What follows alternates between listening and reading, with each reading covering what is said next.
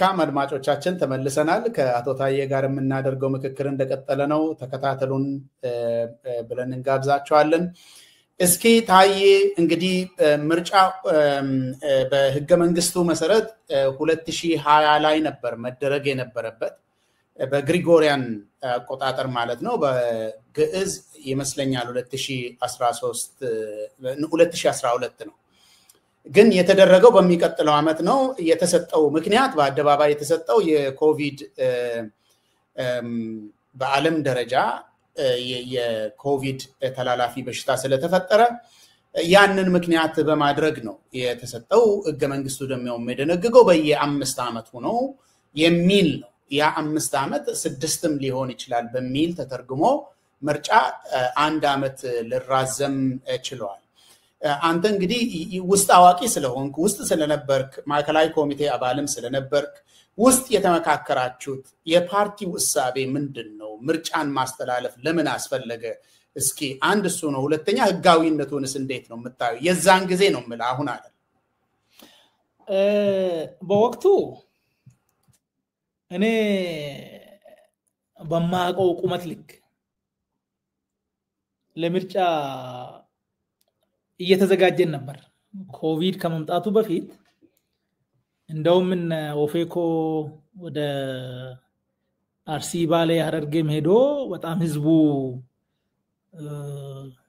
ግዙፍ የሆነ አቀባበል ሲያደርግላቸው ድንጋጤ ተፈጥሮ የምርጫ ኮሚቴ ተቋቁሞ ይሄ ምርጫ ቢያንስ 50 ሲደመር 1 ማሸነፍ የምንችለው እንዴት ነው በሚል ፕሮግራም ተይዞ ስራ ሲሰራበት እንደነበር ያውቃለው በወቅቱ ከነበረው የፖለቲካ አየር ሁኔታ ጋር ሲያያዝ ግን ስጋቶች እንደነበሩ ዋቃለው ለምርጫ ኮቪድ ባይመጣ ለመወዳደር ዝግጅቱ ነበረ ስራም ተጀምሮ ነበረ በጀትም ተመድቦ እንቅስቃሴዎች ላይ ነበርን እንደ ፓርቲ እኔም የነበርኩበት ነው ከዛ ውጭ ግን እኛ በማናውቀው ስሞል ሰርክል ውስጥ የተወያዩ ነገር ካለ ይሄን ነገር አላቅም ለኔ ኮቪድ ትክክለኛ ስጋት ነበረ በወቅቱ የተነሳው ምክንያቱም እሱ ነው ኮቪድ ኢትዮጵያ ውስጥም በጣም ትልቅ ስጋት ነው የፈጠረው ሌሎች ሀገራት ብዙ ጉዳቶችን አድርሷል እኛ ጋር ደግሞ የጤና ኢንፍራስትራክቸሩ በጣም ደካማ ነው በዛ ምርጫ ምክንያት ሰዎች ተገናኝተው ይሄ ኮቪድ በጣም ብዙ ሰዎችን የሚይዝ ከሆነ ያንን አደጋ መቋቋም አንችልም የሚለው ለኔ ማሳማኝ ነበር ሌላ ጉዳይ ግን እኔ አላቅም ለኔ አሳማኝ ነበር ኮቪድ ከመምጣቱ በፊት ግን ዝግጅት እያደረግን ነበር በኋላ እንዴት ነው ይሄን ነገር ምናልፈው ሲባል ያው በህገ መንግስት መተርጎም እንደሆነ አቅጣጫ መጥቷል ምርጫ ቦርድ አልችልም አለ ኦኬ ካልቻልክ ምንድነው የሚደረገው ሲባል ህገ መንግስት መተርጎም አለበት ሌሎች አማራጮችም ነበሩ ህገ መንግስት መተርጎም ነበረበት ኦፍ ኮርስ ህግ ሲወጣ ባይ ኔቸር የተሟላ ሊሆን አይችልም ያው ሰው ስለሚሰራው የሆነ ያልተጠበቀ ሁኔታ ይፈጠራል አሁን አሜሪካ ውስጥ ፕሬዝዳንት ቢሞት ቀጣይ ምንድነው የሚሆነው ምክትል አለ እንደሱ አይነት ነገር ግን ከመጀመሪያው አይደለም የነበረው በኋላ በሂደት ነው የመጣው ችግሩ ሲያጋጥም ኮቪድ መጣ ኮቪድ ከመጣ ምርጫ በ5 አመት መደረግ አለበት በኮቪድ ምክንያት ግን መደረግ አይችልም ምንድነው የሚደረገው ምርጫን ማድረግ ያው ህግ የሚወጣው የህዝብን ጥቅም ለማረጋገጥ ነው ይሄን ምርጫ ማድረግ ደግሞ ብዙ ዜጎችን ለሞትና ለህመም ማጋለጥ ከሆነ ስለዚህ ይሄ ምርጫ ይሄ ህግ አብሰርድ ነው የሚሆነው። አብሰርድ ማለት ውጤቱ ለህዝቡ የማይጠቅም ማለት ነው። ሰውን ለማዳን አላማ ሆኖ ግን በውጤቱ ሰውን የሚገል ከሆነ ያ ነገር ከጥቅሙ ጉዳቱ የሚያመዝን ከሆነ ይሄን ህግ አተገብሮም ዩ ኢንተርፕሬት ወይም ትቀይረዋለህ ጊዜ ካገኘ ኦር ኢንተርፕሬት ማድረግ ምን ማለት ተፈልጎ ነው the intention of the lawmaker ምን ፈልጎ ነው ለዚህ ህዝብ ምንድነው ያሰበው ተብሎ ይተረጎማል። ሶ ህግ መተርጎም ነበረበት። የሚተረጉመው ደግሞ ፌዴሬሽን ምክር ቤት ነው በህገ መንግስቱ መሰረት ተተረጎመ። ሶ ለአንድ አመት አይደለም የተራዘመው ሁኔታው እስኪፈቅድ 2 አመትም 3 አመትም ሊሆን ይችላል ያ አደጋ እስኪቀር ጊዜ ድረስ እንዲቀጥል ነው። አሁን ሌሎች ሁኔታዎችም ምርጫ ማድረግ በሽታ ብቻ ሳይሆን ጦርነት ቢገጥም ለምሳሌ ዜሌንስኪ ለምሳሌ ያለ ምርጫ እየመራ ነው። አንተ ወረድ ያለ ትራምፕ እንትን የሚለው ያንን ሰበብ አድርጎ ነው። ጦርነት ያንን እንትን ሊያደርግ ይችላል። ሌሎች ጉዳዮችም ለዛ ደረጃ ሊያመጡ የሚችሉ ነገሮች ምርጫውን ማድረግ እንዳትችል ሁኔታ የሚፈጥር ካለ በዛ ደረጃ መሻገር ይቻላል የሚል ነው። እኔ ከህጋዊነቱ አኳያ ዛሬም ያኔም ወደፊትም ሊያጋጥም ይችላል ይሄ አይነት ነገር የማናቀው ነገር ሊመጣ ይችላል። የማናቀው ነገር ከመጣ እና በዛ በነባሩ ህግ ስንሄድ ጉዳት የሚያመጣ ከሆነ ያንን በትርጉም ወይም ህግ በመለወጥ መሻገር ግድ ነው የሚሆነውና እኔ ችግር አላየሁም ማለት ነው። ከህግ አኳያ በምስጥር የታየውን አላቅም። ይሄ አደጋ ቀላል ነው። ነገር ግን ተቃዋሚዎች ከኛ በላይ ድጋፍ አላቸው። አሁን ሞመንተሙን መቀነስ አለብን ተብሎ ተወያይቶ ሊሆን ይችላል። ይሄ መረጃ ግን እኔ የለኝም አለ የለም አላቅም ማለት ነው። ሰው በዛ ነው እያሰበ ያለው። ያ እርምጃ ከተወሰደ በኋላ ማለት ምርጫን ማስተላለፍ ከተወሰነ በኋላ እንግዲህ የምርጫ ዝግጅቶች ነበሩ። ብልጽግና ኦሮሚያ ላይ ሲያደርጋቸው የነበረውን የምርጫ ዝግጅት ምንድነው የምታስታውሰው? እኔ በበኩሌ ማስታውሰው ተቃዋሚ ፓርቲዎች ዋናዎቹ ኦነግና ኦፌኮ ቢሮአቸው ሙሉ በሙሉ በሚያስብል ደረጃ ነው የተዘጉት። አባላቶቻቸው እንዳለ ወደ እስር ነው የተጋዙት። የኦነግ አመራር በአጠቃላይ በሚባል ደረጃ ወደ እስር ነው የተወሰዱት እና ብልጽግና ውድድርም የሚባል ተወዳዳሪ አልነበረበትም። ብቻውን ነው የተደረገው ምርጫው እና ስታየው ከውሳኔው በኋላ የነበሩ እርምጃዎችን ስታይ ያንተ እይታ ምን ነበር እዛን ጊዜ ይሄ እንደዚህ አይነት ነገሮች ሲፈጸሙ? ምርጫ ዝግጅት ሲናረግ ኮቪድ ከመምጣቱ በፊት ምርጫው ነፃና ግልጽ መሆን አለበት በሚለው ላይ ስምምነት ነበረ። የሚከፈለውን ከፍለን ታዋቂ ሰዎችን እንትን አርገን ምን አርገን በሆነ ስልት በሆነ ፖሊሲ ማሸነፍ አለብን እንጂ ማጭበርበር የለብንም የሚለው ነገር ተነጋግረናል። ግን ምርጫው ከተላለፈ በኋላ የሆኑ ነገሮች አሉ። አጫሉ ተገደለ። ያንን ግድያ ተከትሎ ኦሮሚያ ቀውስ ውስጥ ገባች። ሰዎች ተገደሉ፣ ተጨፈጨፉ፣ የአካል ጉዳት ደረሰ፣ የሀብት ንብረት ውድመት ደረሰ። ያን ነገር ማን ነው ያደረገው? እንዴት ነው የሚለው ያኔ የነበረኝ አረዳድና አሁን ያለኝ አረዳድ ይለያያል ከዛ ጉዳይ ጋር ተያይዞ።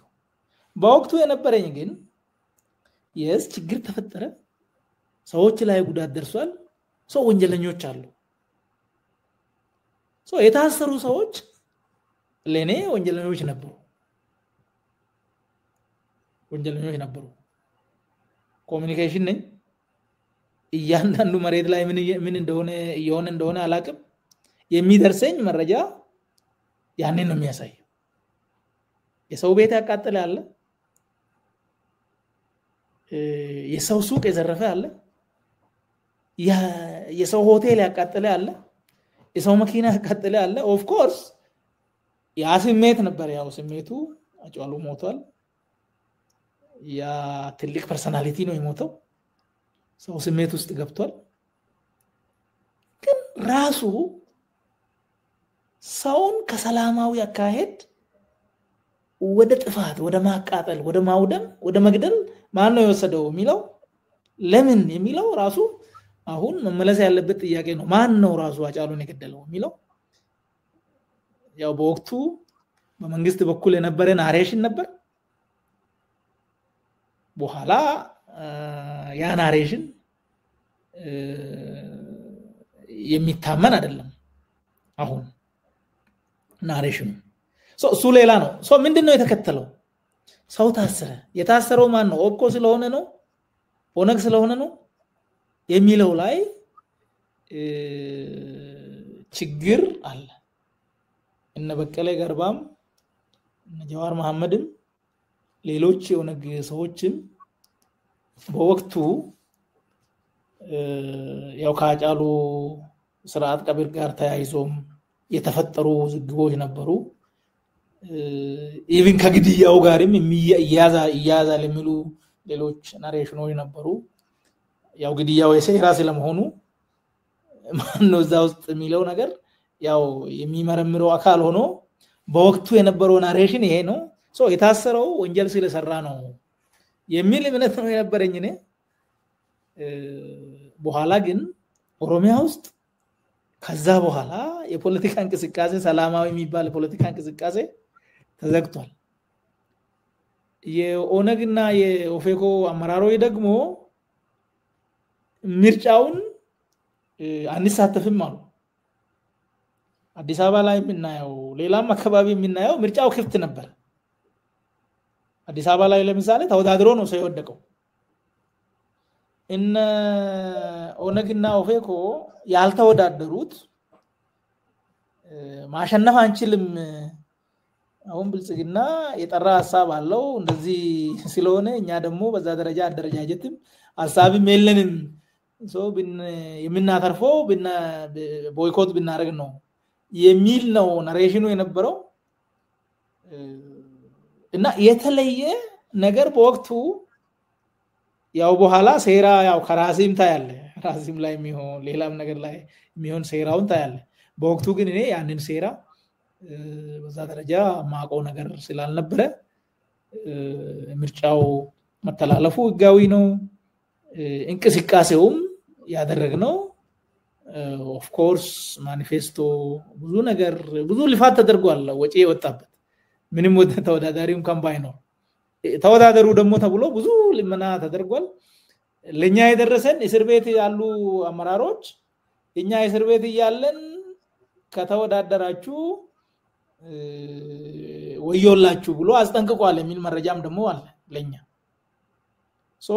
ምህዳሩ ስለጠበበ ሳይሆን በወንጀል የተጠረጠሩ ሰዎች ስለከለከሏቸው በዛ ምክንያት ነው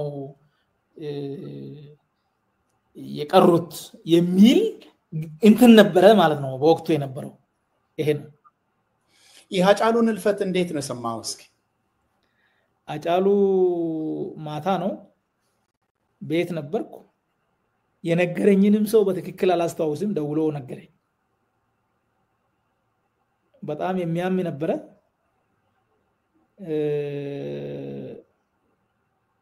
ያው ከኦኤምኤን ጋር የነበረውን ቃለ ምልልስም ነበር አይቻለሁ። ከዛ በኋላም በአጋጣሚ ተደዋውለን እናቃለን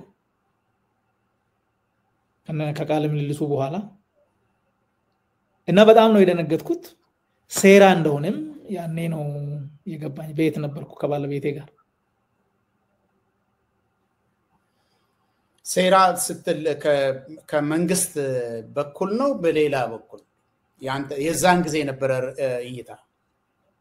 የዛን ጊዜ የነበረኝ እይታ ከሌላ በኩል ነው። ያው የሚናገሩም ሰዎች ነበሩ፣ ሜሴጅ የሚልኩልት ሰዎችም ነበሩ። እና መንግስት ላይ አመጽ እንዲነሳ በወቅቱ ደግሞ ሃይማኖት መልክ የነበረው ብሔር መልክ የነበረው ግጭት ነው የነበረው በተለይ አማራና ኦሮሞ መካከል ያኔ ጃዋር ላይ ከበባ ሲደረግ የተፈጠረ ቁስል ነበር ከዛ በኋላ ደግሞ ይሄ የበለጠ ያንን ቁስል ያሰፋ ነበር ሶ ሌሎች ኃይሎች የህዝብን አንድነት ለመናድ መንግስት ላይ አመጽ ለመቀስቀስ አደረጉ የሚል ናሬሽኑም ነበረ ሴራውን በዛ ደረጃ ሊሆን ይችላል የሚል ነበር ከውጤቱ አኳያ በኋላ ስናይ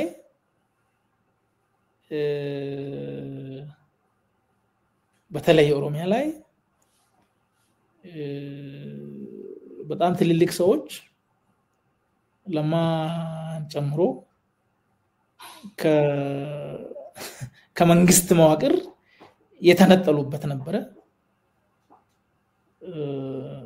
እነ ጃዋር የፖለቲካ ተቀናቃይ ስጋት እነ በቀለ ትልቅ ስጋት የታሰሩበት ነበር የኦነግ አመራሮች የታሰሩበት ነበር በመላ ኦሮሚያ በኋላ ቆይተን ስናይ በመላ ኦሮሚያ የኦነግ የኦፌኮ ቢሮዎች የተዘጉበትና ብልጽግና ብቻውን የሆነበት እና የፖለቲካ ምህዳሩ የተዘጋው ያን እንደሆነ በኋላ ላይ አይተናል በኋላ ሲንገመክ ከትግራይ ጦርነት አኳያም የትግራይ ጦርነትን የሚቃወሙ በርካታ የኦሮሞ ሰዎች ነበሩ እነ ጃዋር ይቃወሙ ነበር እና በቀለ ይቃወሙ ነበር እነዚህ ሰዎች ደግሞ የነበራቸው ድምጽ ትልቅ ነው ሶ ጦርነቱም እነዚህ ከታሰሩ በኋላ ነው የተከፈተው ሶ እነዚህን ሁሉ ሲታስብ ከውጤት አኳያ ማን ነው ያተረፈው ብለህ ስትል ምንድነው የሚለውን እንግዲህ ይገሌ ነው አትልም በወቅቱ ያስከው አቋም ግን አትሊስት ጠይቃለ ማለት ማን ነው ለምን ትላል ከምንም በላይ የሚገርምህ ግን አጫሉ የሞተው ገላን ኮንዶሚኒየም አይደለም ጥላዬ አሚም እንዳልገደለው አሁን ክሊር ነው ወይም ጥላሁን ያም ምክንያቱም መኪና ውስጥ አንድ ጠብታ ደም የለችም አንድ ጠብታ ደም የለችም ሶ ገላን ላይ ተመቶ ከሆነ ሬሳ ነው ተመቶ ከሆነ እዛ ሶ የሞተውን ሬሳ ይዛ ሄዳለች ማለት ነው ያቺ ሴትዮ እሷ አልተጠየቀችም ያ ምስኪን ልጅ ግን እድሜ ልክ ተፈርዶበታል ባለኝ መረጃ ይሄ ሰው ተገርፎ መከራውን አይቶ ነው ያመነው በኋላ አሁን አላደረኩም ይላል ቃሊቲ ነበር እሱ በቀጥታ ከሱ ጋር የነበሩ ሰዎችን ስለ ጉዳዩ የጠየቁ ሰዎችን አግኝቼ አውርቻለሁ አይደለም ብሏል ሶ አልተመረመረም ወንጀሉ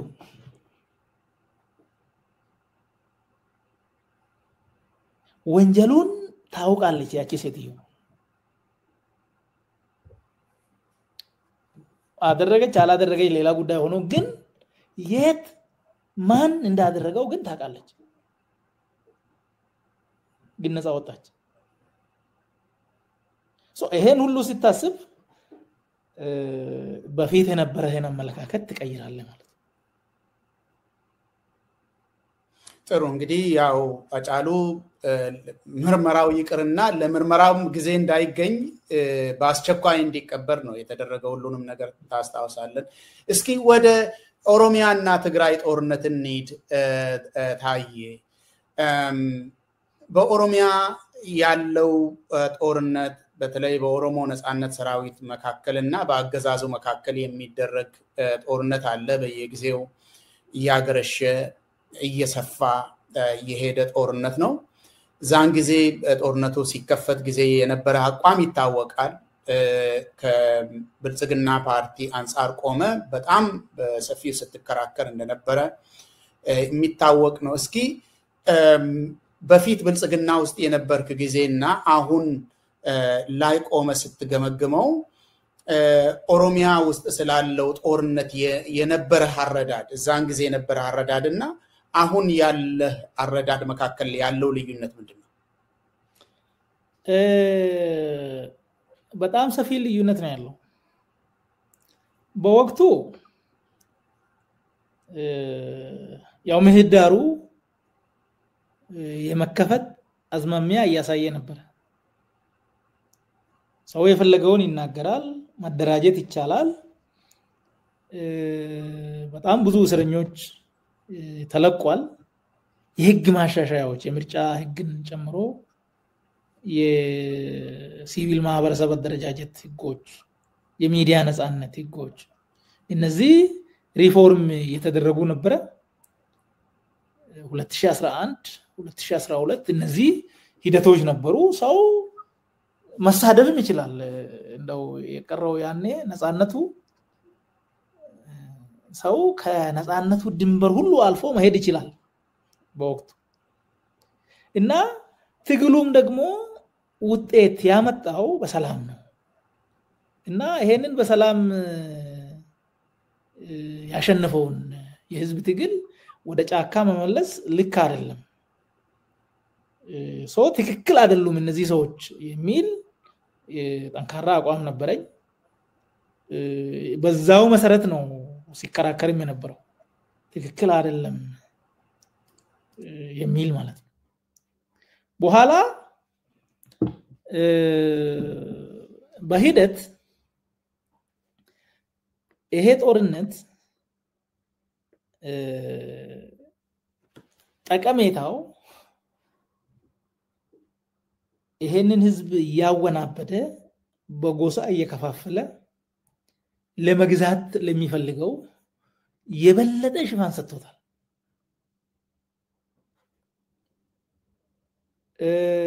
አንዳንድ መረጃዎች ደግሞ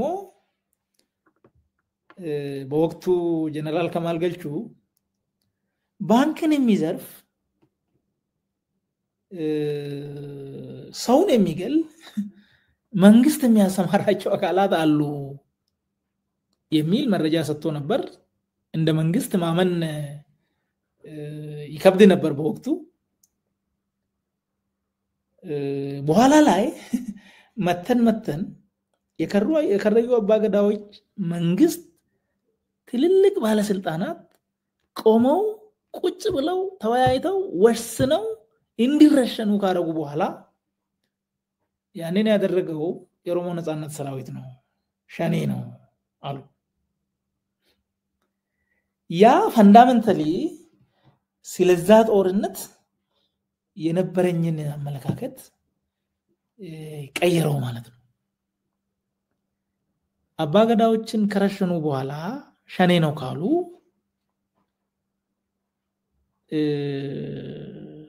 ባሏ ፊት ምስትን ሲደፍር የነበረው ማን ነው?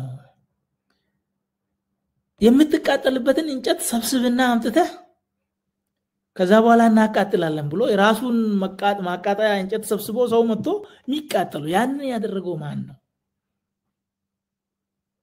በወቅቱ ያው ሸኔ ነው ብለን አውግዘናል።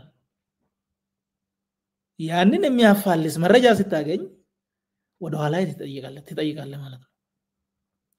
ኦሮሚያ ውስጥ ሰላም እንዲሆን አብይ ይፈልጋል ወይ ነው?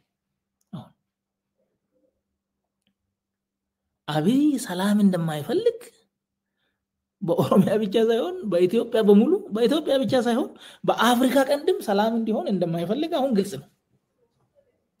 ስለዚህ የኦሮሚያ ጦርነት አጀማመሩ መነሻው ራሱ አብይ እንደሆነ መገመት ይቻላል። ሚናው ምን እንደሆነ በትክክል መናገር ባይቻልም ምንድነው አንደኛ ኦነግ የገባበት ሰነድ ምንድነው ስንት አመት ውጪ የቆየ ነው ምንድነው የነበረው ስምምነት ከመንግስት ጋር ሲታኮስ የነበረ ነው ይብዛሚነስም ከራሱ ወገን ሰው ሞቷል እሱም የገደለው ሰው አለ ይዞት የነበረው አላማ ነበረው ኦኬ ከነበረው መዋቅር ጋር ግጭት ነበረው ሰው ምን ላይ ነው የተስማሙት ስምምነት እንዳይኖር አየር ላይ እንዲሆን ያደረገው ኦነግ ጠይቋል አሁን ሳስበው ከነ ችግሩ በኋላ ለምን ተቀብሎ ገባ ሌላ ጉዳይ ሆኖ በወቅቱ እኛ እንደ ከወንድሙ በላይ እንዴት ባይዳንን ያምናል ብለን ቀልደናል ሶስተኛ ወገን በተገኘበት እንይደራደርና እንፈራረም ብሎ ነበር እንዴት እንደዚህ ይላል ይሄ ወንድሙ አይደለም እንደ ብለናል በወቅቱ ግን ከአካሄድ አኳያ ትክክል የነበረው እሱ ነው ያ ነገር እንዳይሆን ደግሞ አብይ ይፈልጋል አብይ ከማንም ጋር የስምምነት ሰነድ ማሰር አይፈልግም ቅርብ ጊዜ ጀዋር የሆነ ጽሁፍ ጽፎ ነበር ከፋርማጆ ጋር ወደብ ስጠኝ ብሎ እሺ ብሎት ነበር እሱ ግን ነገሩ በፊርማ እና በሰነድ አልሰፈረም ከኢሳያስ ጋርም ስለ አሰብ መድረክ ላይ ያወራውን ጠይቅ ያለው ሊል ይፈልጋል በሰነድ የታሰረ ነገር አይፈልግም ለምን አላውቅም ኦኬ ኦሮሚያ ላይ ሰላም እንዲሆን ይፈልጋል ወይ ኦሮሚያ ላይ ሰላም ቢሆን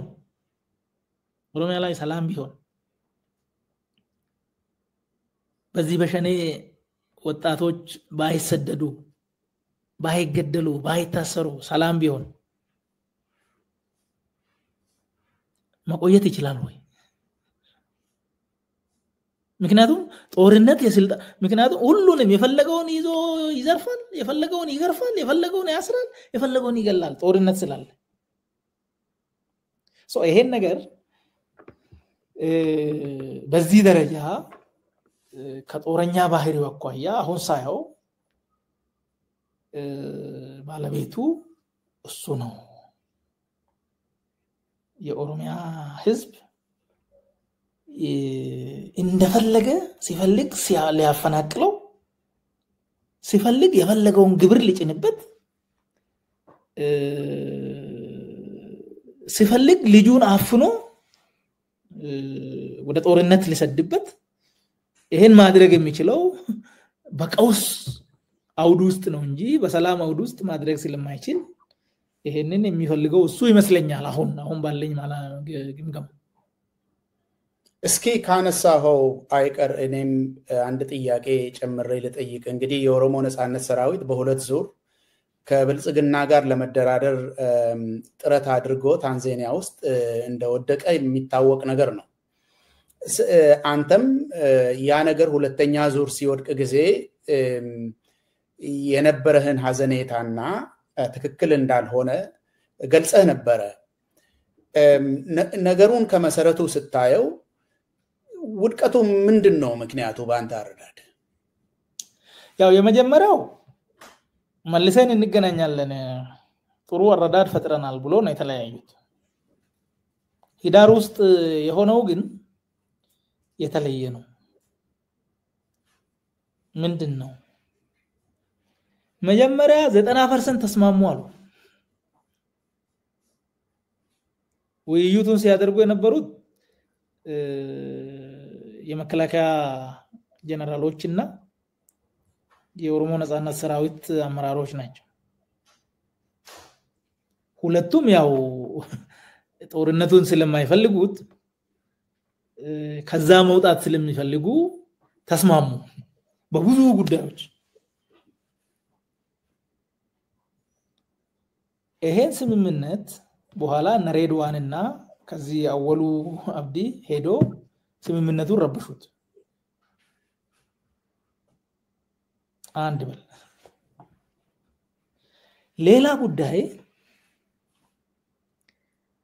ምንድነው መሮ ድሪባ ወይም ኩምሳ መንግስት በሚቆጣጠረው አየር ክልል ላይ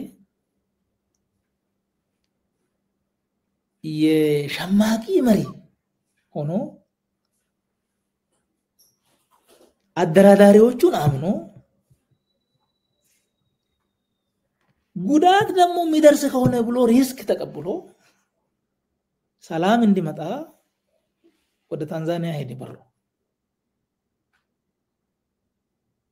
ተመልከተው ቁርጠኝነቱን በዛ በኩል ያለው ማለት ህይወቱን አስይዞ ማለት ነው ሊሞት ኦፍ ኮርስ እዛ አድርሶ ጣሉት እንዳይመለስ ለማድረግ እሱ ራሱን የቻለ ሌላ ጉዳይ ሆኖ ያ ብቻ ግን አይደለም እኛ ሰላም ሚኒስቴር ነን ስለ ሰላም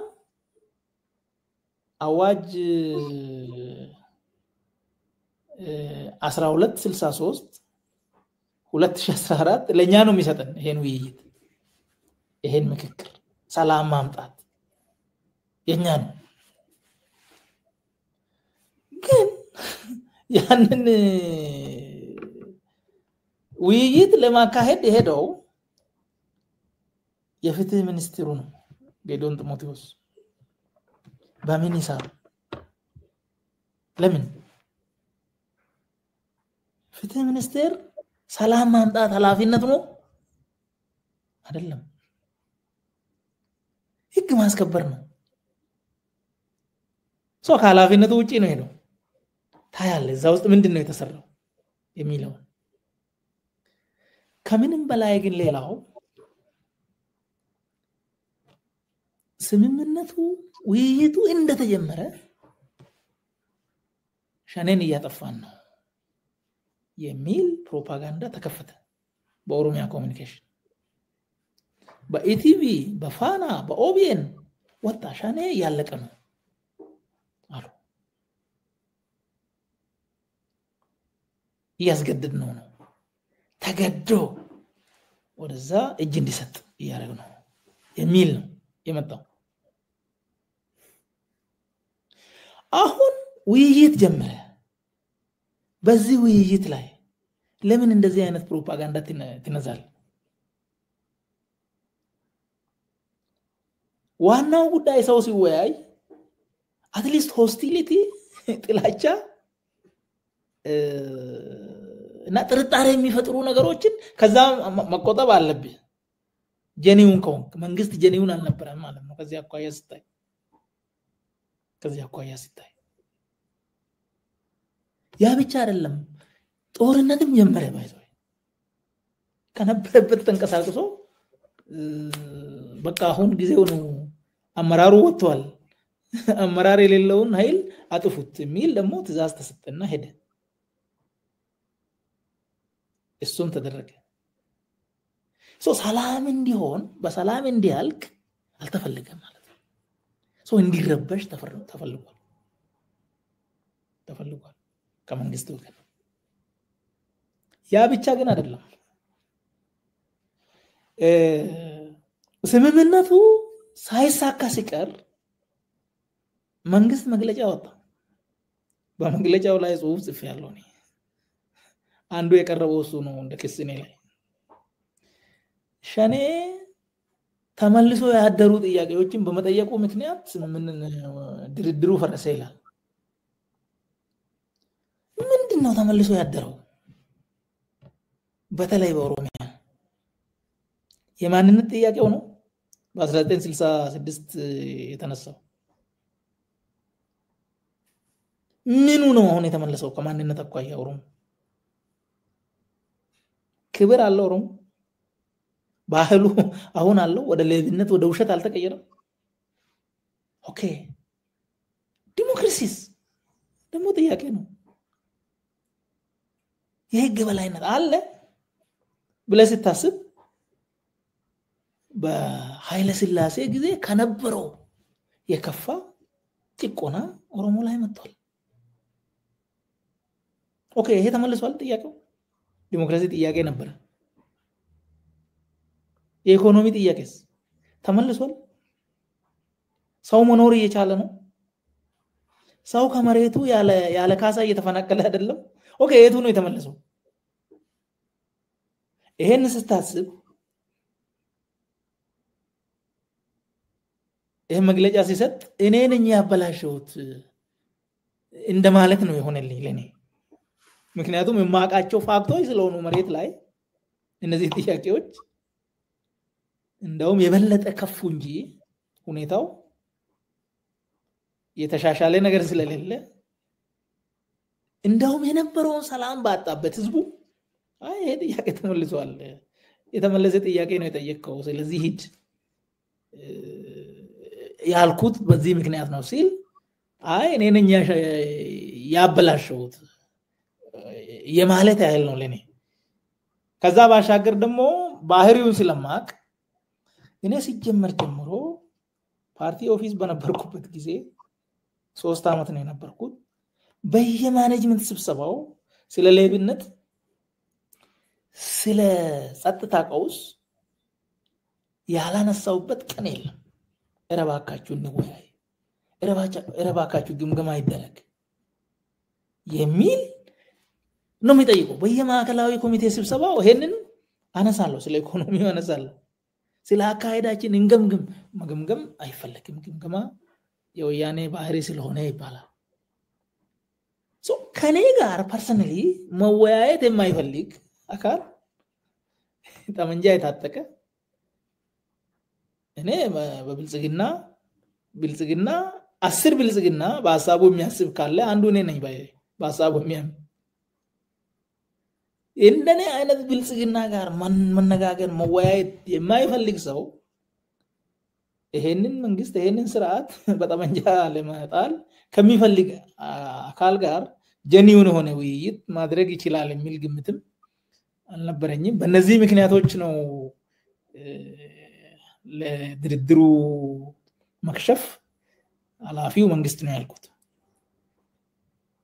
በጣም ጥሩ ታዬ እስኪ የትግራይን ጦርነት ደግሞ እንመልከት ቅድም የትግራይን ጦርነት በተመለከተ አብይ አንድ ጊዜ 2500 የኦሮሚያ ካድሬዎች በተሰበሰቡበት የተናገረውን ምሳሌ አድርገ ተናግረ ነበር በእኛ ሴራ ነው ጦርነቱ እንዲነሳ ያደረግነው የቲዲኤፍ ኃይልም እስከ አማራ ክልል ዘልቆ እንዲመጣ ያደረግነው በአማራ ክልል ያለው ፋኖ እንዲተነፍስ ነው እንዲያስተነፍስልን ነው የሚል ነገር አንስተ ነበር ቅድም እስኪ ያንን አጠር ባለ መልኩ ሌላ ያልገለጽከው ነገር ካለ ግለጽና ስለ ትግራይ ጦርነት አጀማመርና መሰረቱ ከስርዓቱ አንፃር ምንድነው የሚናገረው ያ ነገር የትግራይ ጦርነት ለምን እንደተነሳ እንግዲህ በአደባባይ ለዲቤት የቀረቡ ፕሮፓጋንዳ ሰው የተከራከረበትን ነገር ታስታውሳለህ ስለ ሰሜን እዝ መመታት ያ ነገር እርምጃ መወሰዱ ከትግራይም የተካዳ አይመስለኝም ግን ጦርነት እንደማይቀር ከታየ በኋላ ነው ያ ነገር እንትን የተደረገው ያ እርምጃ የተወሰደው ከበባ ከተፈጸመ ወደ ጦርነት ለመግባት አንድ አሙስ ከቀረው በኋላ ነው ያ ነገር እንደ መንግስት ስታየው ሌላ ነገር ሊሆን ይችላል አገርን እንደሚመራ መንግስት ስታየው ሌላ ነገር ሊሆን ይችላል ነገር ግን አብይ ራሱ ይሄንን ስርዓት የሚመራው እናንተን ሰብስቦ በእኛ ሴራ ነው እንዲጀመር ያደረግነው እንዲመጡ ወደ አማራ ክልልም እንዲመጡ ያደረግነው ለዚህ ጉዳይ ነው ሲል የትግራይን ጦርነት ስለ መሰረት ምንድነው የሚናገረው ያንተ አረዳድ ምንድነው ስለዛ ጉዳይ እስኪ ያው በወቅቱ ሲጀመር ጀምሮ ህወሓት የለውጡ ተቃዋሚ ነበር ከለውጡ በላይ ግን አብይን ሲቃወሙ ነበር የሰማውት መረጃ በኋላ ላይ ይሄ ሰውዬ አንደኛ ብቃት የለውም የትምህርቱ ሁኔታም ያጠራጥረናል ሁለተኛ ልምድ የለውም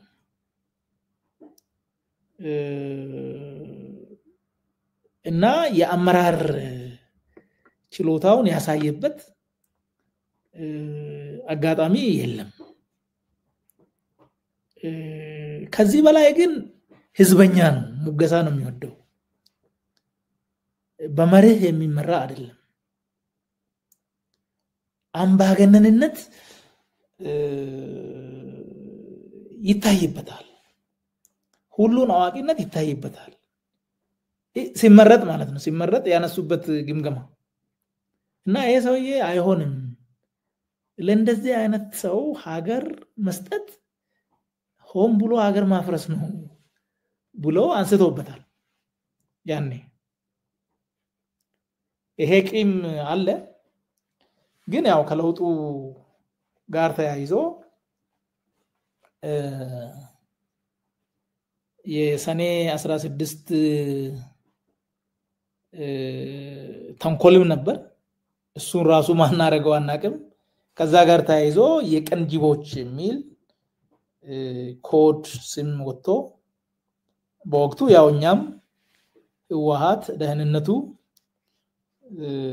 ለውጡን ለመቀልበስ በማሰብ ያንን የግድያ ሙከራ አርጓል ብለን አምነን ነበር። በኋላ ያው ሌሎች ጉዳዮች ላይ ተመስርተን የራሳችንን ጉዳይ አይተን ስናይ ሊሆንም ላይሆንም እንደሚችል ወደዛ ልትመለስ ትችላል። ግን በወቅቱ ያንን አምነናል። ሾው ኦፍ ፓወር ነበረ። ህወሓት የመከላከያ እንቅስቃሴዎች መሳሪያዎች እንዳይወጡ እንቅስቃሴ ሲያደርግ ነበር። ኢቭን አመራር ለመቀየር ሲሞከር ህወሓት ሲከላከል ነበር። እሱም የራሱን ሰራዊት ይሄ ወታደራዊ ሾው ያሳየ ነበር። ከዚህም ወታደራዊ ሾው እየታየ ነበር። የቃላት ጦርነቱም ነበር። ወደ ጦርነት እያመራን እንደሆነ ከወዲሁ ግልጽ ነበር። ዋናው ጉዳይ ግን ሪሊ ያን ጦርነት ማን ነው ጥንስሱ ብለን ስትል ብዙ እንቆቅልሽ ነገሮች አሉ። አንደኛው መከላከያው በተኛበት ተመታ አሉ። የሀገር መከላከያ ነው፣ የዛ አካል ሆነ ስትቆም ማብራሪያ መጠየቅ አትችልም። ግን ደግፈህ ትቆማለህ። መከላከያ የመታ ኃይል ሀገር የመታ ነው።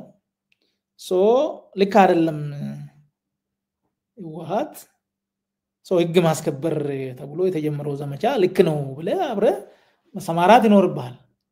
የዛ አካል ነህ፣ ማብራሪያ ለማግኘት አትችልም። ይሄ ተነግሯል። ይሄ ሰራዊት ለ20 ዓመት እዛ ጉድጓድ ውስጥ ሆኖ ለዛ ህዝብ ዋጋ ሲከፍል የነበረ ነው እና በዚህ ልክ ደግሞ የተነገረው እየታረደ መኪና ሲኖ እየተነዳበት ምናምን የሚል ደግሞ ሌላ ነገር ነበረ። ከህወሓት ጋር ተያይዞ የነበረን ደግሞ አተያይ ነበረ። ህወሓት ሴረኛ ነው። ህወሓት በእኩልነት አያምንም። በፊትም የነበረበት እንትን ስለነበረ ከዚህ ጋር ተያይዞ ይሄ ናሬሽን ሲመጣ ህወሓት ነው የጦርነቱ ባለቤት የሚል ነበረ መጀመሪያ ሲያስ። ግን ሁለት ነገሮች አሉ። ሁለትም አይደለም ሶስት። አንድ ህወሓት ከማጥቃቱ በፊት 5-6 ቀን ቀደም ብሎ የደቡብ ዝም እንትን ጭኖ ወደ ላይ እየወጣ ነበር። የምስራቅ ዝም ጭኖ እያለፈ ነበር። የምዕራብ ዝም ወደ ትግራይ መሳሪያውን ጭኖ እየሄደ ነበር። ህወሓት ሰሜን ዝን ከማጥቃቱ በፊት በአማራም በአፋርም ሰራዊት ተጠግቷል። ይሄ ለምን የሚለው ጥያቄ ነው። አሁን ሁለተኛ ይሄ ሰራዊት ሌላውን ለመጠበቅ እዛ ሄዶ ለምን ይተኛል? በዚህ ልክ እስኪመጣ ናሬሽኑ ትክክል አለመሆኑን you can accept you can see ልክ አይደለም በተኛበት ነው የተመታው ሲባል ሌላውን ለመጠበቅ እዛ ሄደ ራሱንም ሳይጠብቅ ሲቀር ምን ማለት ነው ይሄ ናሬሽ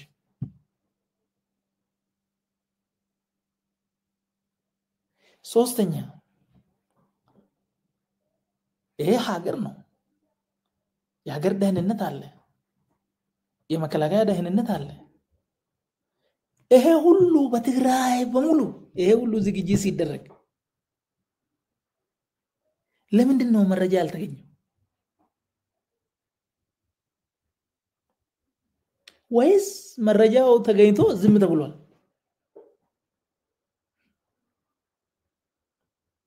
ጥያቄ ነው ከዚያስ ኦኬ መረጃው ካልተገኘ ወይም ተገኝቶ ዝም ከተባለ በወቅቱ መከላከያን ይመራ የነበረ ሰው ደህንነትን ይመራ የነበረ ሰው ለምንድን ነው ተጠያቂ ያልሆነው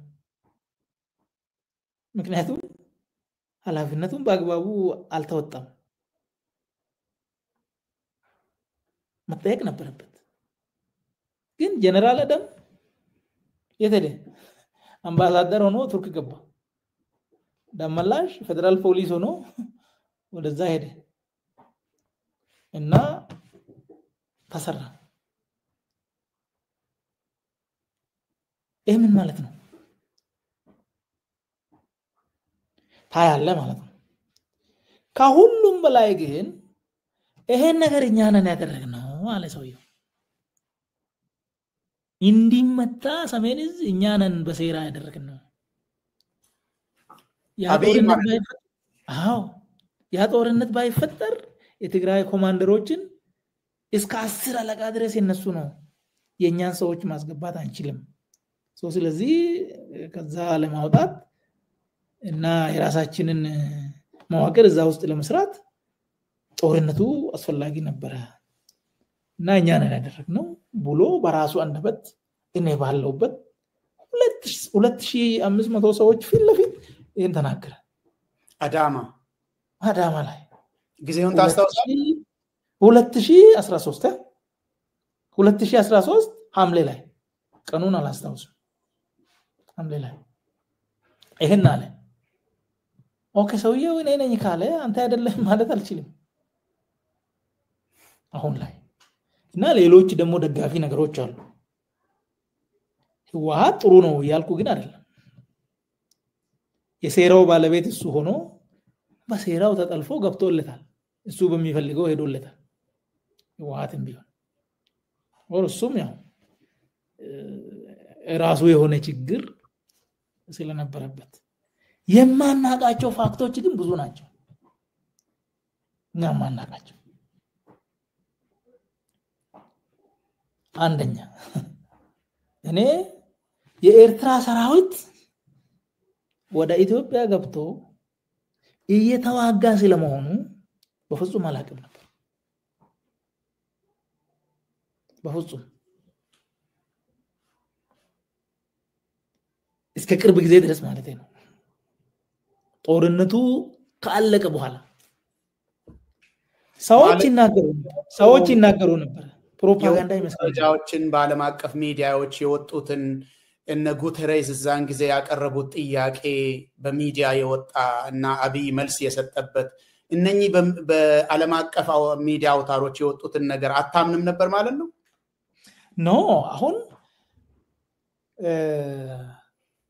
በእኛ በኩል ኤርትራ ገብቷል የሚል ግልጽ እንትን የለም ኤርትራ በጦርነቱ ደግፈውናል ይሄ መሳሪያ የትጥቅ ደግሞ ያኔ ወታደሩ ሲመታ ወደዛ ሸሽቶ ምናምን እንደዚህ አይነት ነገር እንጂ በራሱ በአካል መጥቶ ኢትዮጵያ ውስጥ በጦርነቱ ተሳትፏል የሚል እኔ መረጃ አልነበረኝም ሌሎች ግን ምንድነው የሚዲያ ዘመቻውን ያው የሆነ አካል ሆነ ሲታስብ ፕሮፓጋንዳ የሚሰራበት ሁሉ ነው የሚመስል በፕሮፓጋንዳ ልክ ነው እነዛ ነገሮች ሳይ የነበረው ነው እንጂ ያንን አላቅም ሌላው ነገር ይሄ የመድፈር በጅምላ የመግደል ተብሎ የሚባሉ ነገሮች ያው በኋላ ነው እንጂ የተረዳሁት እሱን ነገር ለፕሮፓጋንዳ ተብሎ ምክንያቱም የዲፕሎማሲያችን ውድቀት ይወርቃል ብለንም ቀደም ብለን እንትን ስላለን ዲፕሎማሲም እየሰራን ስላይደለ በዛ ደረጃ ነው እኔ ሳይ ነበረው እንጂ ሴቶች በዛ ልክ 76% በኤርትራ 24% በኢትዮጵያ መከላከያ ሰራዊት እንደዚህ አይነት ነገር ተደርጓል የሚለው በወቅቱ ያው መረጃው ትሰማለህ ግን እውነት ነው የሚል ነገር አልነበረኝም የጅምላ የሲቪል ምናምን ጭፍጨፋ የተባለውንም honestly speaking ይሄም ይዋሃት ለጦርነቱ ኢንተርናሽናል አቴንሽን ለመሳብ ብሎ የፈጠረው ትርክት ይመስለኝ ነበር ያው በኋላ ላይ በመረጃም በማስረጃም የደረስኩባቸው ድምዳሜዎች አሉ ሶ በእነዚህ ምክንያት እዛ ውስጥ የነበረው ነገር ኦፍ ኮርስ መጀመሪያ ራሱ ይሄ ስለ ሪስት ምናምን የሚባል ነገር ሁሉ ተነስቶ ነበር if you remember ሪስት ማስመለስ ምናምን ይሄ ነገር አይደለም ሁሉ ብዬ ከብልጽግና ውስጥ አቋም ያንጸባረኩት እኔ ነኝ if you remember ይሄ ጉዳይ የዚህ ጦርነት ዓላማ አይደለም የሚል እና በዛም ዘመቻዎች ነበሩ በዛ ምክንያት በዚህ ዙሪያ ሶ እኔ ከመሬት አኳያ በዚህ ልክ ህዝብ የፈጀ በዚህ ልክ ሌላ ሀገር ሰራዊት የተሳተፈበት በዚህ ልክ የሴቶች ሞራል ላይ የተለማመደ ስለመሆኑ honestly በወቅቱ ነው ያላቀም ነበር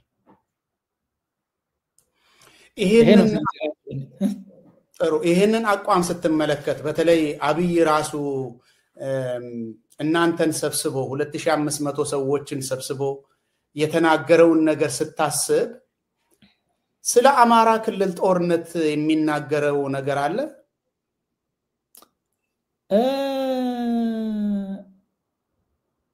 ላውለኔም ነግሮኛል እኮ እነዚህ ሰዎች ማለት ያኔ ፋኖም 2014 ሐምሌ ላይ ፋኖም ያው ውሃት እንደገና ሶስተኛ ዙርም ጦርነት ስለነበረ ፋኖ የአማራ ክልል ልዩ ኃይል ሚሊሻው ሁሉ ከሱ ጋር ነበሩ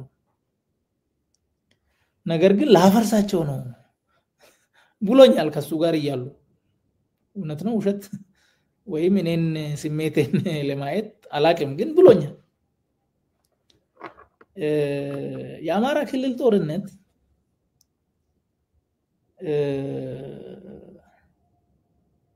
እንዲፈጠር ተፈልጓል የሚያሳዩ ነገሮች አሉ አንዱ ምንድነው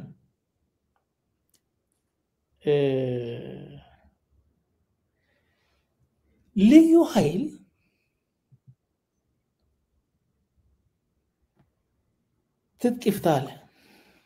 ትጥቅፍታ ብቻ ሳይሆን ይፍረሳል ግን ደግሞ ልዩ ኃይል ከወራት በፊት እንዲህ ሰለጥን ባጀት ተመድቦ ራሱ ሲሰራበት የነበረ ነው ለምን ያኔ ትግራይ ስጋት ስለነበረ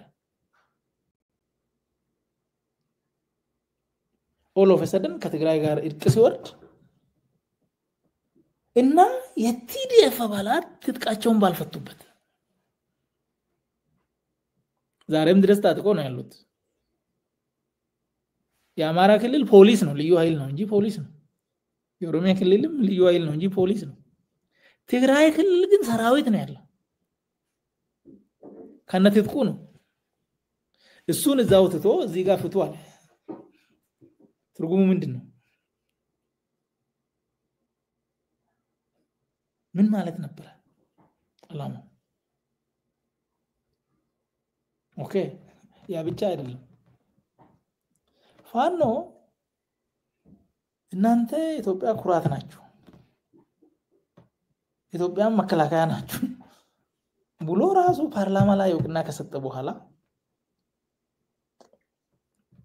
እና ሄዳችሁ ተዋክታችሁ ያገኛችሁትን መሳሪያ ራሳችሁ ታጠቁ ብሎ ካለ በኋላ አሁንም ኦል ኦፍ ሰደን ፋኖ ትጥቅፍታ አለ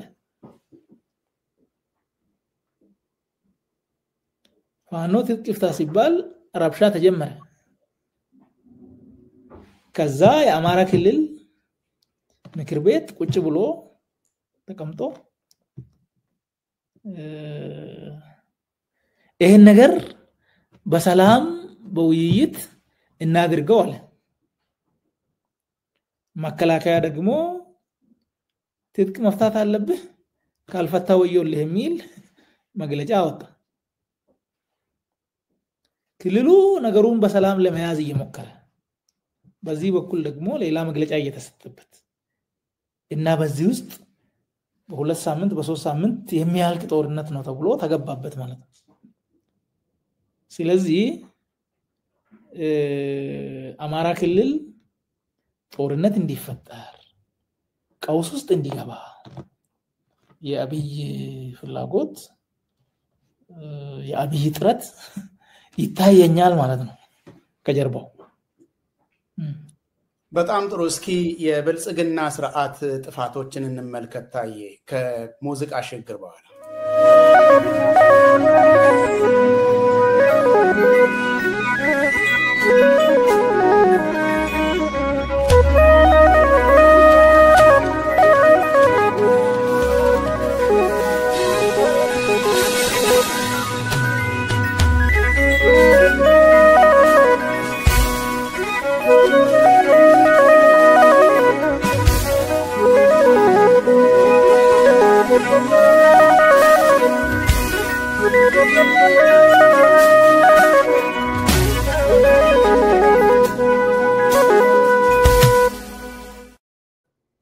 መልካም አድማጮቻችንና ተመልካቾቻችን ተመልሰናል እየተከታተላችሁን ስለሆነ እናመሰግናለን ከአቶ ታዬ ጋር ያለን ምክክር እንደቀጠለ ነው ወደ መጨረሻ እየተቃረብን ነው አሁን እስኪ የአብይና የብልጽግና ስርዓት ጥፋቶችን አንዳንድ ነገሮችን አንስተን እንድናወራ ነው አንድ ሁለት ጥያቄ በዛ ጉዳይ ላይ እንግዲህ መጀመሪያ መግቢያ ላይ እንደገለጽከው አሁን በአገር ደረጃ ትልቅ የሰላም መደፍረስ ተፈጥሯል ሰላም ደፍርሷል ሀገሪቷ ውስጥ መረጋጋት የለም ዜጎች በሰላም ወጥተው መግባት አይችሉም ሰዎች ከአንድ ከተማ ወደ ሌላ ከተማ ለመጓዝ እንኳን ይሰጋሉ የኢኮኖሚ ድቀት አጋጥሟል አሁን ባለንበት ደረጃ አሁን እኔና አንተ በመነጋገርበት ጊዜ በአገሪቷ አቅም ከፍተኛ ተከፋይ ናቸው ፕሪቪሌጅ አላቸው የሚባሉ የህክምና ባለሙያዎች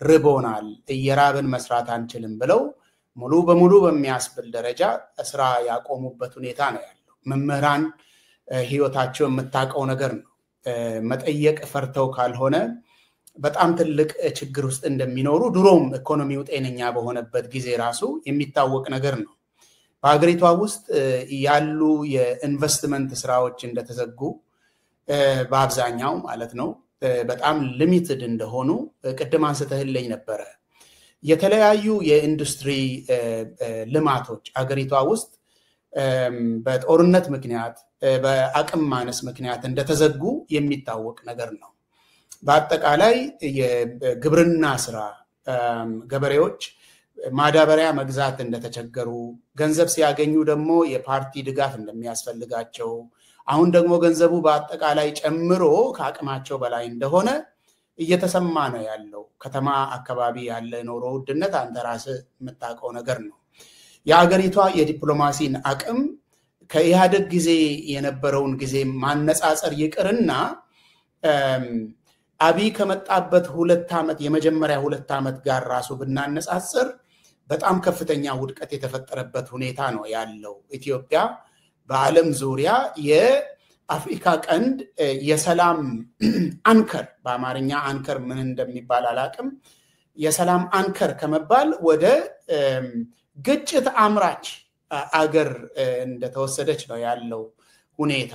በጎረቤቶች በኩል ያለው ግንኙነት ተረብሿል። ኤርትራን ጋብዞ እስከ ማምጣት ከግብዣ ጀምሮ ወደ ግጭት የሚያመራ አሁን ጦርነት ይነሳል አይነሳም የሚል ስጋት ውስጥ የተገባበት ሁኔታ ነው ያለው። ከሶማሊያ ጋር የተገባበትን ንትርክ ታስታውሳለህ፣ ምን አይነት ኪሳራ እንዳመጣ።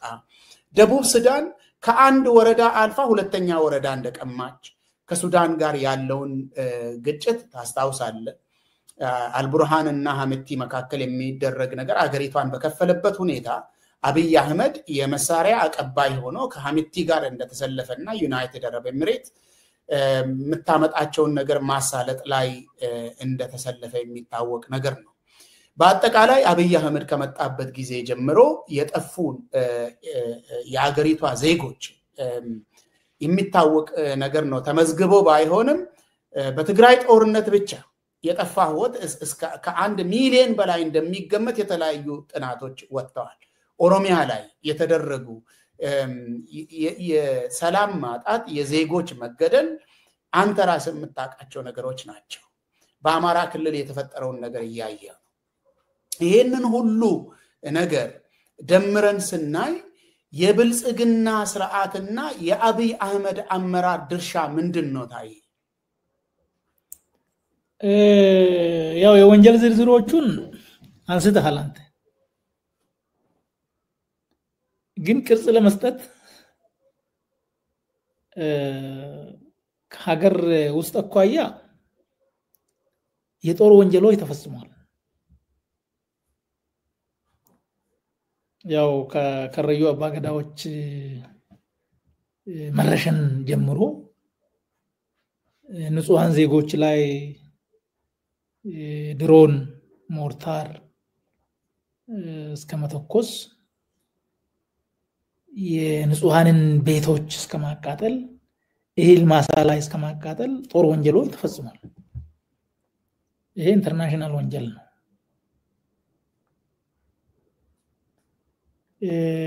ሰብአዊ መብት ጥሰቶች ከመቼውም ጊዜ በላይ ተንሰራፍቶ ይገኛል። ወንጀል ነው።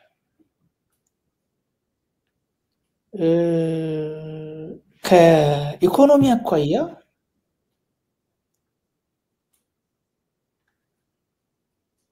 ሰው በረሃብ እየሞተ አላስፈላጊ ቤተ መንግስት በ15 ቢሊዮን ዶላር ይገነባል። ሰው ሐኪም እየራበው አስተማሪ እየራበው በዚህ ልክ ነው። ይሄ ማለት ምን ማለት ነው? አስተማሪ ራበው ማለት ምን ማለት ነው? ይሄ ትውልድ መግደል ነው።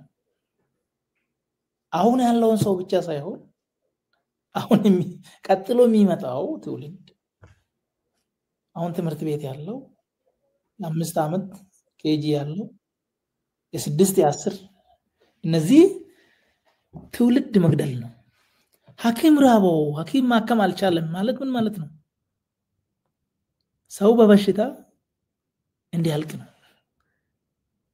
በዚህ ላይ መድኃኒት የለም።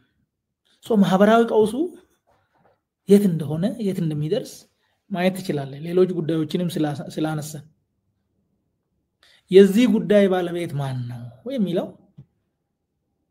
ክሊር መሆን አለበት። አንተ ሁለት አካል ነው አቀረብከው፣ አብይና የብልጽግና ስርዓት ነው። ብልጽግና የሚባል ስርዓት የለም ነግሬያለሁ። ብልጽግናም የለም። ያለው የማፊያ ስርዓት ነው። ይሄ ማፊያ ስርዓት ደግሞ የተፈጠረው በአብይና ለአብይ ነው።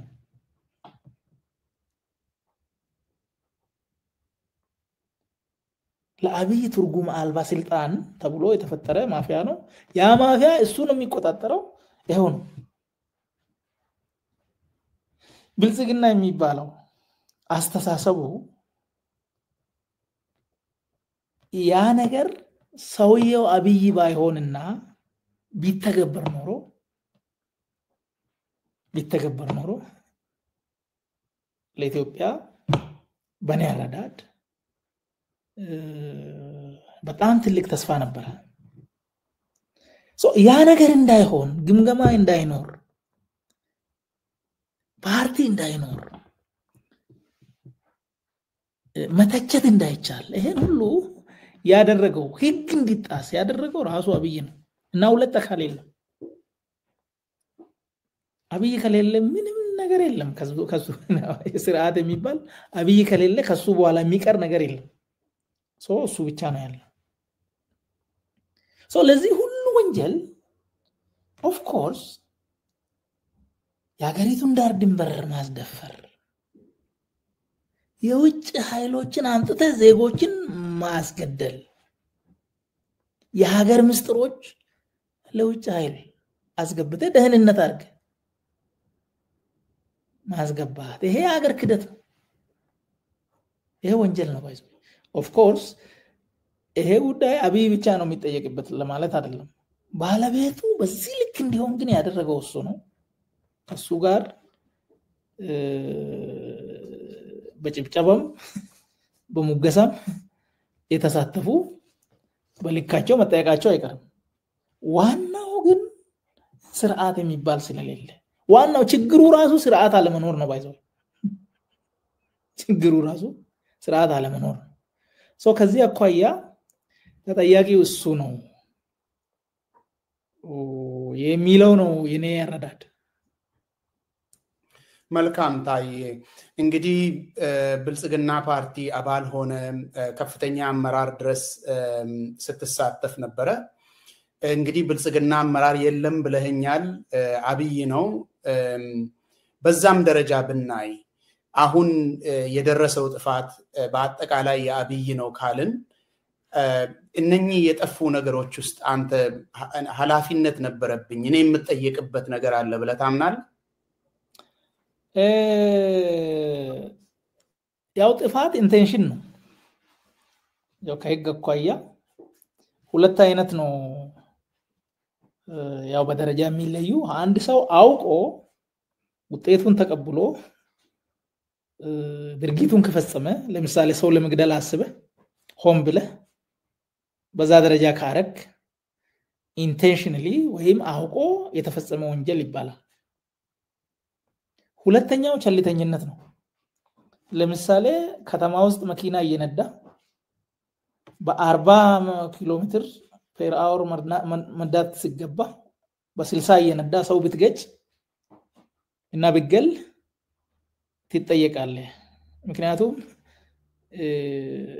ማክበር የነበረብህን ህግ አላከበርክም ሰው ሊኖር እንደሚችል መገመት ነበረብህ እንድትቀንስ የተፈለገውም ለዛ ነው አላደረክም ከዚህ አኳያ የኔ ጥፋት ምንድነው ኢንቴንሽናሊ ይሄ ህዝብ አሁን ባለበት መከራ እንዲመጣ አሁን ባለበት የሰላም እጦት አሁን ባለበት ድህነት ወደዚህ እንዲመጣ ምንም ፍላጎቱ ኢንቴንሽኑ አልነበረኝም እኔ በተጻፈው መንገድ አስቤ አምኜ ወደዛ እንሄዳለን በሚል ነው የነበረው ከዚህ አኳያ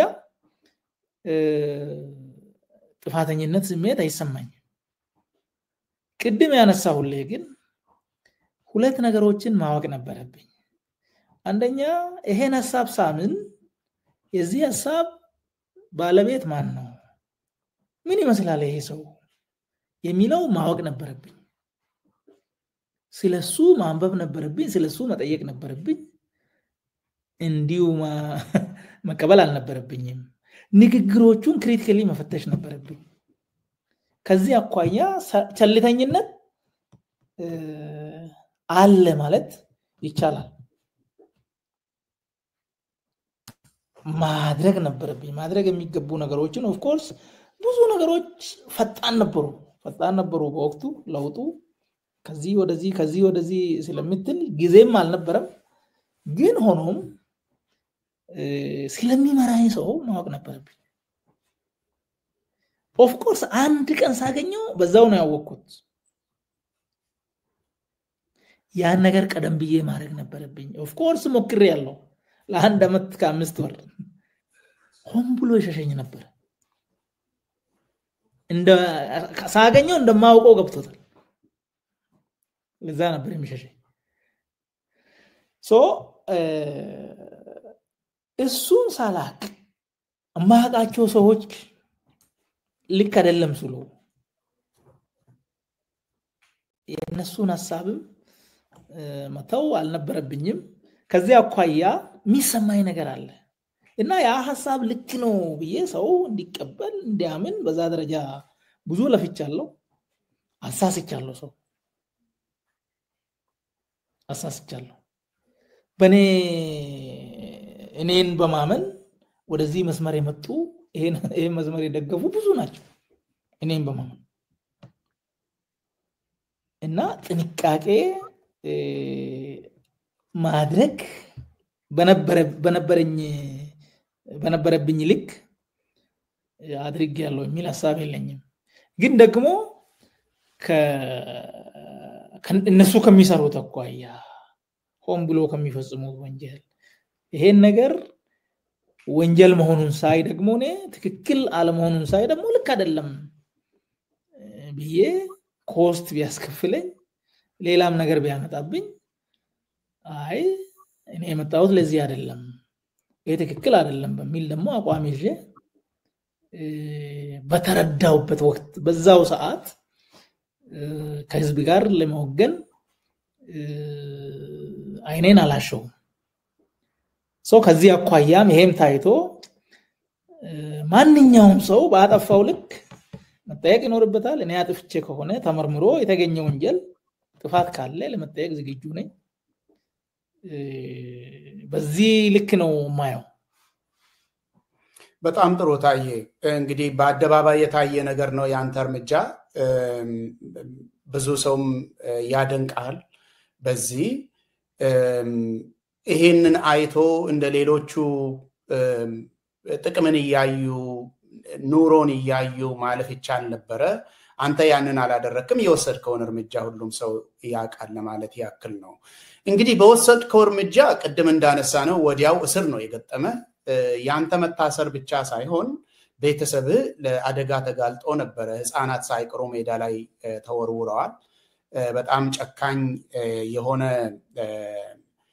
ሰውዬ ነው ይሄ ሰው የሚታወቅ ነው አሁን እንግዲህ አገሪቷ ውስጥ ሁሉም ሰው ደህንነት አይሰማው የሚታወቅ ነገር ነው አንተ ይሄንን አገዛዝ ስለምትቃወም ለብቻ በተለየ ደረጃ የሚሰማ የደህንነት ስጋት አለ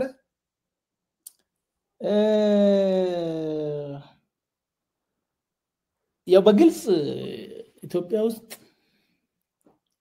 አሁን ያው በብዙ ፓትሮሎች ታጅበው የሚሄዱት ካልሆነ በስተቀር መቼ ምን ሊፈጠር እንደሚችል ማንንም አያውቅም ከግል አኳያ በኔ ላይ ጉዳት ለማድረስ የሚፈልግ ኃይል የሚፈልግ ግለሰብ አለ ብዬ አላስብም ከማንንም ፐርሰናል ግጭት የለኝም ከሌሎች ፖለቲካ ኃይሎች ጋርም በዚህ ደረጃ በኔ ላይ እንትን የሚያስቡ አሉ ብዬ አላስብም የኔ ግጭት ከመንግስት ጋር ነው ይታወቃል ባለቤቱም አለ በግልጽ ቅድምም ነግሬያለሁ በጣም ጥቂት ሰዎች ናቸው ኢንቴንሽናሊ ይሄን ሰቆቃ ማስቀጠል የሚፈልጉት ከሰውየው ቀጥሎ ሌሎቹ በፍርሃት የምንሄድበት የለም ወይ ደግሞ ሌላ ኦልተርኔቲቭን ባለማመን በቃ ቀጥሎ ተሸከም የሚባለውን እየተሸከመ ተናገር የሚለውን እየተናገረ በዛ ደረጃ እርምጃ መውሰድ ከብዶት በዛ ደረጃ ያው የኔም ላይ ያየሰው ልጆቼ 5 6 2 3 4 ልጆች ካሉት እነዚህ ቢበተኑ ደሞዝ የት ሄዳለው በሚል በዛ ደረጃ የተቀመጠ ነው በጣም ትንሽ አካል ነው የጸጥታ ኃይሉ በጣም አብዛኛው ኦፍ ኮርስ ሁሉም ማለት ይቻላል ከጥቂት እንትኖች ማስተቀር እዛም በነበርንበት ከዛ በኋላ ምንም ግጭት ከኔ ጋር የላቸው የኔ ግጭት ከሰውየውና ከሰውየው ጋር በዋናነት ማለት አብይ ማለት ነው። አብይ ነው። ምን ማድረግ ይችላል እሱ ምን ማድረግ እንደሚችል ያው ይታወቃል፣ ምን አድርጎ እንደሚታወቅ እስካሁን።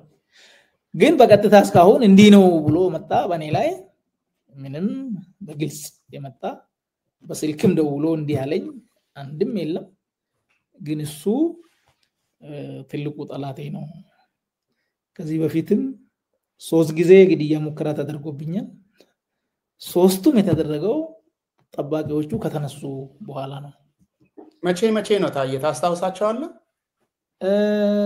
አስታውሳለሁ። ሁለቱ 2000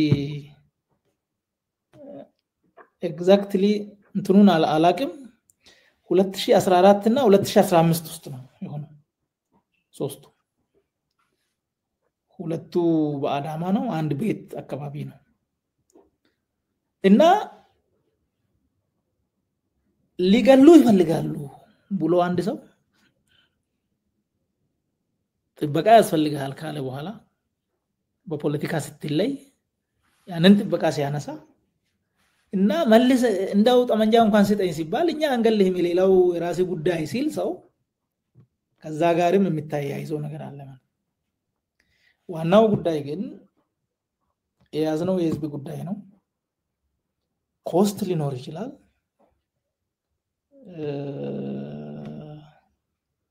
ግን መታገል ግድ ነው። ሀገር ሊያሳጣን ነው የሰውዬ።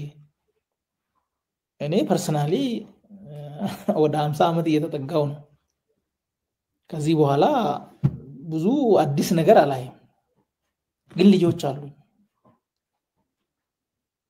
ልጆቼም ልጆች እንዲኖራቸው አስባለሁ። ስለዚህ ሀገር ያስፈልገናል። ይሄ ሰው ይሄን ሀገር እያፈረሰ ነው። የልጆቼን ሀገር እያፈረሰ ነው። ምናልባት እሱ ሌላ ሀገር የተመቻቸ ሁኔታ ፈጥሮ ሊኖር ይችላል ለራሱና ለቤተሰቡ። ስለዚህ መታገል ግድ ነው። ከዛ አኳያ ነው ለማለት ነው። በጣም ጥሩ ታዬ፣ አመሰግናለሁ። የመጨረሻ ጥያቄ እኔም የምጠይቃቸው ዋና ጥያቄዎችን ጨርሻለሁ። ነገር ግን መታገል ግድ ነው ላልከው ለሚታገሉ ኃይሎች ምን መልእክት ይኖርሃል? እንግዲህ ብዙ ታጋዮች አሉ። በኦሮሚያ ክልል የትጥቅ ትግል አለ፣ በአማራ ክልል እንደዚህ ነው። የትግራይ ጉዳይ የምታውቀው ነው።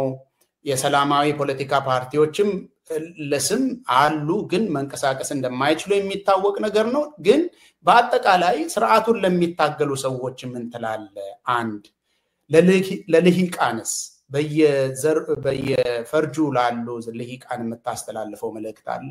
በአጠቃላይ በኢትዮጵያ ውስጥ ላሉ ህዝቦችስ ምን ትላለህ? በጣም አመሰግናለሁ። ያው የኛ ልፋት ውጤት ማምጣት አለበት። ኢትዮጵያ ውስጥ የፖለቲካ ትግል ከተጀመረ አሁን ከግማሽ ክፍለ ዘመን በላይ ሆኗል። ፖለቲካ ያው ከዛ በፊት ፖለቲካዎች ነበሩ፣ ግን ቅርጽ ይዞ የህዝብ በላይነት መኖር አለበት። ዲሞክራሲ መስፈን መቻል አለበት። ህዝብ ነፃ መሆን መቻል አለበት። የስልጣን ባለቤት መሆን አለበት። መንግስት የህዝብ አሽከር፣ የህዝብ አገልጋይ መሆን መቻል አለበት። እኩልነትን፣ ፍትህን፣ ሰላምን የሚያረጋግጥ ስርዓት መኖር አለበት። የኢኮኖሚ ጥያቄዎች የህዝቡን ፍላጎት በሚመጥን መንገድ እና ደረጃ መመለስ መቻል አለባቸው። ፍትሃዊና ዘላቂ ልማት መኖር አለበት የሚል እነዚህ ጥያቄዎች አሉ እና ለዚህ ዓላማ ብዙ ዋጋ ተከፍሏል። በብሔር የተደራጁም ከብሔር ውጭም የተደራጁ ብዙ ገፍተዋል። ብዙ ዋጋ ከፍሏል ውጤቱ ግን አልመጣም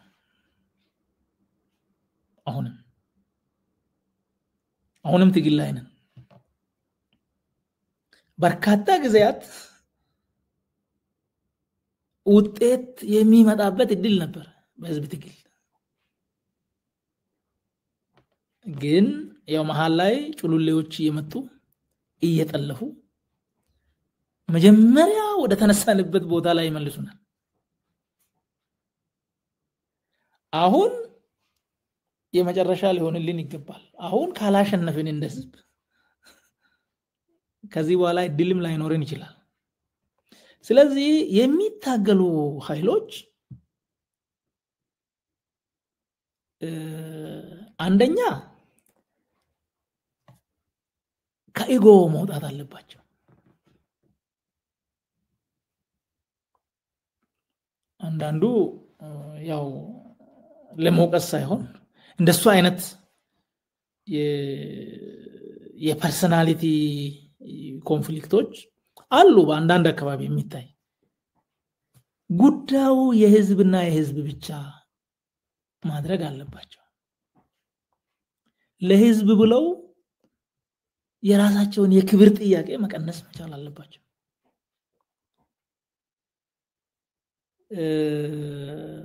አላማቸውን ግልጽ ማድረግ አለባቸው የት ነው የሚሄዱት ለምንድን ነው የሚሄዱት በኋላ ሊገመገሙበት መጥቷል አልመጣም አሁን አብይ የሸወደን አንዱ በዚህ ነው ፍቅር አለ ፍቅር ነው ዋናው አለ ፍቅር በምን ይለካል የለም እኮ ፍቅር አለ ፖለቲካ ውስጥ ፍቅር የሚባል ነገር የለም ፍትህ ነፃነት እኩልነት እሺ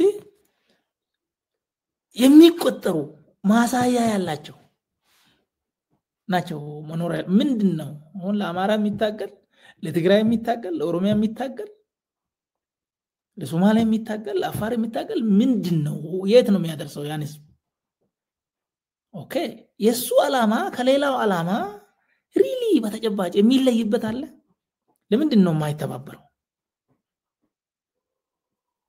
ትብብር ይፈልጋል ማለት ትብብር ይፈልጋል እና በትንንሽ አጀንዳዎች ከመወጠር ውስጣዊ አንድነት በዛ ደረጃ ማረጋገጥ ይኖርበታል የሚታገልለትን ህዝብ በዛ ደረጃ ከዛ ደግሞ አልፎ ትብብር ያስፈልጋል ማለት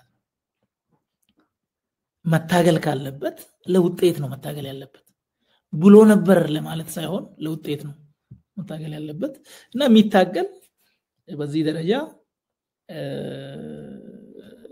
ሐሳቡን አደረጃጀቱን አጠናክሮ ወደፊት መምጣት ይኖርበታል ከምንም በላይ ግን ትብብር በጣም አስፈላጊ ነው ካልተባበረ ለብቻ የሚገፋ ነገር አይደለም ይሄ ጉዳይ ሁለተኛ ልሂቃን ኢትዮጵያ ልሂቃን ሚናቸውን መለየት መቻል አለባቸው በኢትዮጵያ ውስጥ ትልቁ ችግር ንቃት ነው አሁንም ጭምር ማህበረሰቡ መንቃት አለበት የፖለቲካ ኮንሰፕት የፍትህ ኮንሰፕት የዲሞክራሲ ኮንሰፕት በደንብ መብራራት መቻል አለበት ህዝብ ማወቅ አለበት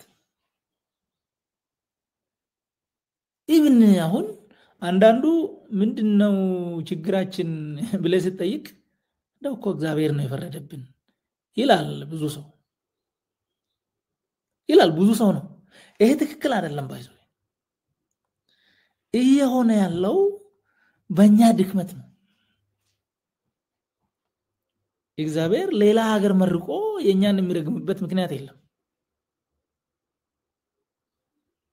በዚህ ደረጃ የራሳችንን ስራ መስራት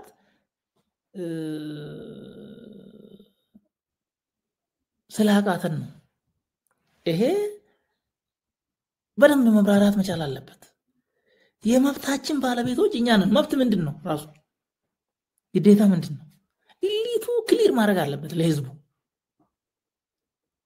ስለመብት ሁሉ ነገር ግዴታ ሁሉ ነገር መብት የሚመስልበት ሁኔታ አለ ክሊር መሆን መቻል አለበት እዚህ ጋር ኢንላይትመንት መምጣት አለበት ይሄንን የሚያመጣው ኢሊቱ ነው በተለይ የፖለቲካ ኢንተረስት የሌለው ምሁሩ ትላንት ላይ ተቸንክሮ ታሪክ መታወቅ አለበት yes ታሪክ መታወቅ አለበት ነገር ግን ታሪክ ልንባርበትና ልንሻሻልበት እንጂ እዛው ላይ ሆነን ዛሬን ረስተን በትላንት እየተጣላን ለመቀጠል አይደለም ከዚህም እንዴት ነው የሚወጣው ህዝቡ ትላንትና አንዱ ሌላውን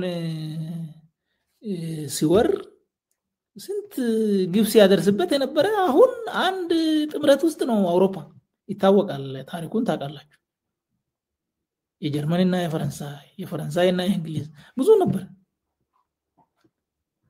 ሶ ከዚህ አኳያ ኢሊቱ የት ነው ያለነው ወዴት ነው የምንሄደው በሚለው ላይ ህብረተሰቡ እንዲነቃ ኢንተረስቱን እንዲያውቅ ፍላጎቱን እንዲያውቅ እና ደግሞ እንዲገመግም አቅምም እንዲኖረው በዚህ ደረጃ ራሱን ተደራጅቶ ህብረተሰቡን በተለያየ ሲቪል ማህበራት በተለያየ ሚዲያ በዚህ ልክ አደራጅቶ ማንቀሳቀስ ኤምፓወር ማድረግ ይኖርበታል አገዛዞች ህዝብ እንዲነቃ አይፈልጉም ምክንያቱም የነቃ ሰው አይገዛም ባይሰው ለማንም ሶ ኢሊቱ በዚህ ላይ ስራ መስራት ይተበቅበታል ህዝብን ማንቃት አለበት ነው ሶስተኛው ከህዝብ ጋር ተያይዞ የተነሳው ነው ህዝብ ኢትዮጵያ ላይ ህዝብ ብዙ ዋጋ ከፍሏል አሁንም እየከፈለ ነው ግን ደግሞ ግልጽ አቋም ሊይዝባቸው የሚገቡ ጉዳዮች አሉ እንደ ህዝብ አንደኛው ፍላጎቱን ማወቅ አለበት ምን ነው የሚፈልገው ለመጣ ማጨብጨብ እና ደግሞ ጭብጨባው እንትን ሲል በኋላ እንትን ሳይሆን ምንድነው የሚፈልገው ኦኬ ፍላጎቱ ደግሞ የሚጣስ ከሆነ በምን ይቆጣጠራል ህዝብ ኦፍ ኮርስ ይሄ ኢሊቱ ስራ ሆኖ ህዝብ በዚህ ጉዳይ ላይ ፍላጎቱን ማወቅ አለበት ኢሊቱ ማሳወቅ አለበት ህዝብ ግን ማወቅ አለበት ማለት ምንድነው የሚፈልገው ኦኬ የሆኑ 20-30 ዲዎች በአመት 2 ወይም 3 ቤተ መንግስት ሄዶ ምሳ እንዲበሉ ነው የሚፈልገው ይሄ ነው የህዝብ ጥያቄ ያንን አርጎ ወጥቶ በቃ እግዚአብሔር ለዘላለም ያኑር አንድ ቀን ምሳ በልተ ይሄ ነው ምንድነው መንግስት ራሱ ማወቅ አለበት ህዝብ የመንግስት ሚና ምንድነው የመንግስት ያልሆነ ሚና ምንድነው ይሄንን ማወቅ አለበት ፍላጎቱን በደንብ መረዳት ይኖርበታል አንድነቱን ማጥበቅ ደግሞ አለበት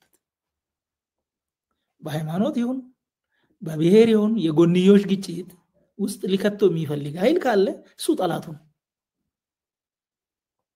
ነው ማንንም ቢሆን ህዝብ ጨቋኝ ሆኖ አያውቅም ወደፊትም ጨቋኝ ሊሆን አይችልም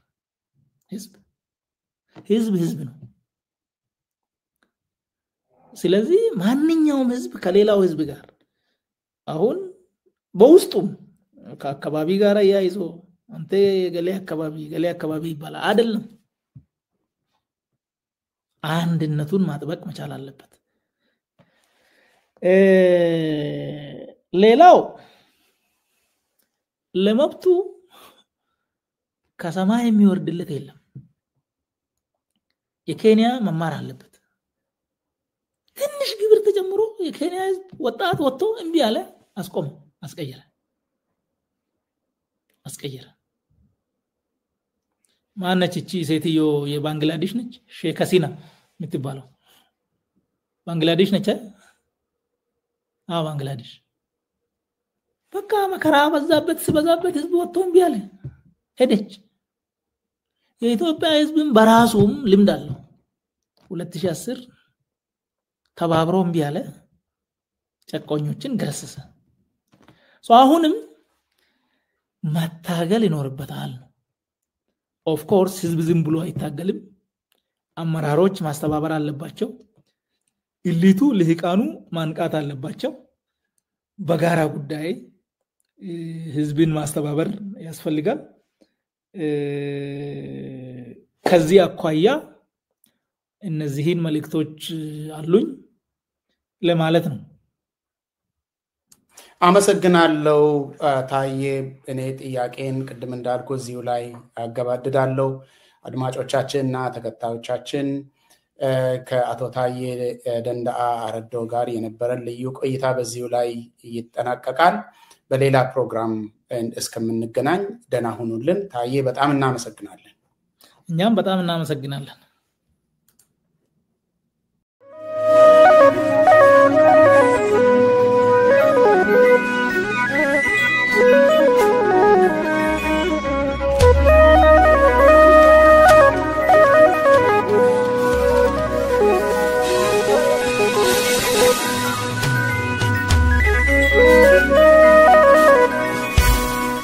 Thank you.